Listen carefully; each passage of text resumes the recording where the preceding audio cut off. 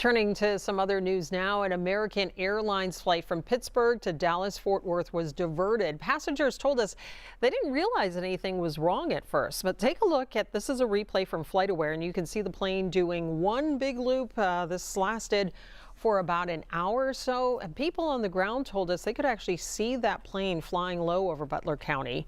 Channel 11's Andrew Havranek joins us from Pittsburgh International Airport after talking to some of the passengers.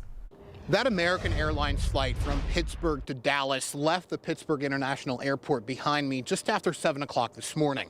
That plane never left Pennsylvania. It ended up landing back here in Pittsburgh about an hour and a half after takeoff. I spoke with a couple who was on that flight who says they didn't know there was an issue until about 40 minutes into their trip. Kylie Osselborn and Josh Plocky got to the Pittsburgh International Airport at 4:50 this morning. Our first flight was from Pittsburgh to Dallas. And then we had a connecting flight from Dallas to Jackson Hole, Wyoming. The flight took off just after 7 this morning. About 40 minutes into their flight, they found out the plane was not en route to Dallas, but was headed back to Pittsburgh. And we were just circling Pittsburgh for like an hour, but we didn't know that we were circling Pittsburgh for an hour.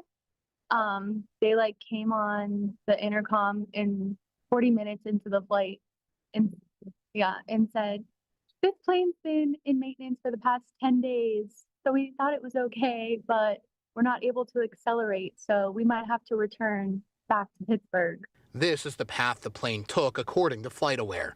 You could see it leaves Pittsburgh International, then turns back and circles the city, going over New Kensington, up through Butler and Beaver counties, then turns back toward the city and lands at Pittsburgh International.